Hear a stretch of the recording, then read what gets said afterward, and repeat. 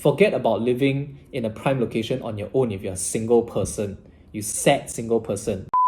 Hey, welcome to Satisfy YouTube channel. In my channel, we talk about personal finance, money, and how I don't have a drinking problem. I really don't. So you might notice that I'm in a different area now. I'm in my dining space and the kitchen space instead of my usual workspace. And I think it's quite relevant to the topic I'm going to talk about, which is housing, especially for singles. So anyway, I've not done my home tour yet, which I promised to do. Place is still a little bit messy, so for now I'll just show you little snippets of the different areas of my home. So if you've been following the news, you should have heard of prime location, public housing, or PLH. So what is PLH? PLH flats are actually certain flats built in prime areas of Singapore, and they have rules that are actually different from other HDBs. So the first PHL project will be Rochor BTO, which is launching in November 2021. And to be clear, this will not apply retroactively to existing HDBs. So places like Pinnacle at Duxton will not be under PHL rules. So the government has stated its rationale for having PLH, and it's to make sure that housing, even in prime areas, remains affordable and accessible to majority of Singaporeans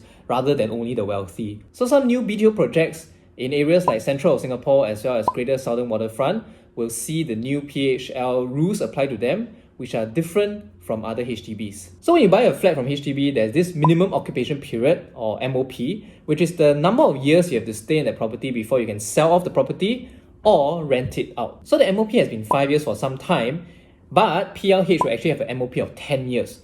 That is to say, owners of PLH flats have to stay in their property for at least 10 years before they can actually sell their property. But unlike other HDBs, owners of PLH flats cannot rent out the entire unit even after the MOP. For normal HDB owners, they can actually rent out their entire flat if they wish after the minimum occupation period. So these measures are clearly aimed to curb people from using their property as a cash cow to rent out or to flip after the MOP, because now you have a longer period of time before you can actually sell a property, and even after the MOP, you are unable to rent out the entire unit. So it's very clear they want owners of the HDB flats to actually live in the HDB rather than take it as something to generate wealth from. And personally, I think it is a good move to make, especially when land is so scarce in Singapore and housing prices keep going up. I think it's important to keep housing accessible and affordable for Singaporeans. So this move I have nothing but praise for. And it also makes sure that people who actually buy these houses actually live in these apartments. To improve affordability of PHL flats, HDB will actually provide additional subsidies.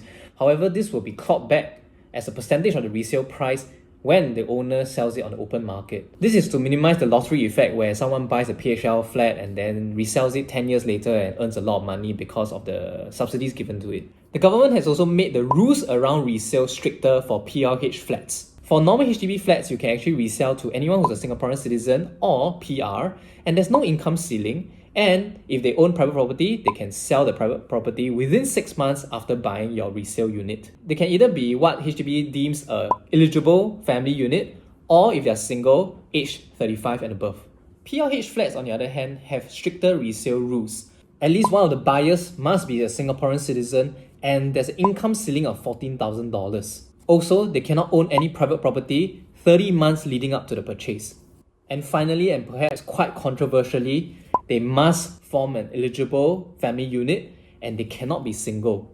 If these conditions sound familiar, it's because they are copy and pasted from the requirements of BTO. And I think this has caused a lot of unhappiness for people who are single and not deemed as an eligible family unit. So people like unwed mothers, people from the LGBT community, or people who are just single either by choice or by circumstance, they are understandably quite upset at this new rule that will soon roll out, starting from Rochor project in November 2021. And on my website, I called this move unnecessarily punitive because I really feel like there's really no need for them to discriminate against single people like that. Single people in Singapore already find it quite difficult to have housing of their own. First, we must be 35 in order to purchase public housing, and even then we are limited to BTO for 2-room flats, or we have to buy something from the resale market. Otherwise, we have to save up a lot for a private property, which is what I personally did, but I'd like to have the option of something more affordable.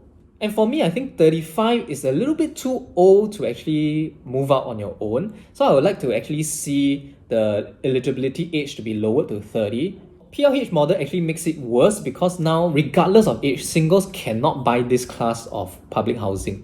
Forget about living in a prime location on your own if you're a single person. You sad single person. Do not live in prime location. They ask you how you are, you just have to say that you're fine when you're not really fine. I think most reasonable people will be in agreement that a nation needs married couples, we need them to produce babies, so we give them priority and incentives to buy housing. Single people will complain, 35 is a bit old, okay, but never mind. Okay, eventually we'll be able to buy public housing when I'm of age. But PLH model comes in and say, hey, regardless of age, you're not able to stay in this class of flats. And I think it's understandable why there are many people who are upset with this. So I started a petition to try to get MND to change their minds, and it got about 46 signatures. Later I found out that actually someone else started another petition, and as of now it has more than 800 over signatures. Y'all never support me, never sign my petition. Okay, but it's okay, go and sign that petition because I feel that single people do not deserve to be discriminated against. At the risk of sounding melodramatic, I will remind people that single people are also Singaporeans. We contribute to the economy, we pay taxes, some of us also serve NS. And some of us are not single by choice, okay? Already very sad already, then you want to impose more restrictions on us.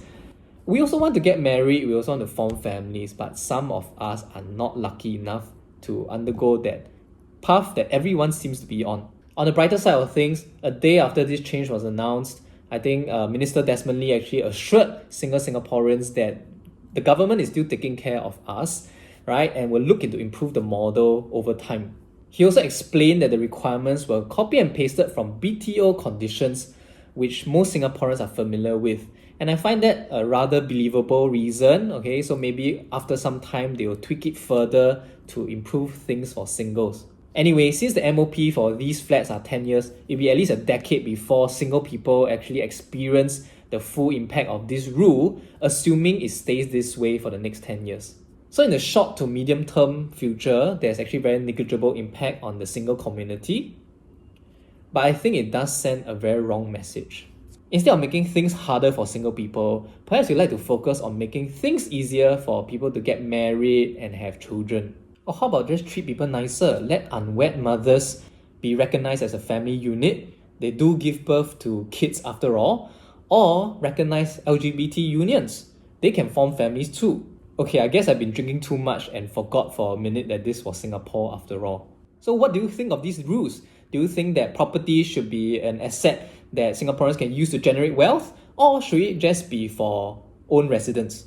And do you think that the PLH model discriminates against single people? I'd like to know your views and opinions. Anyway, if you want more property content and other personal finance related matters, follow my Telegram, subscribe to my YouTube, and I'll see you next video. Another new thing which is called PLH or public location housing something. It was at this moment that he knew. He f***ed up.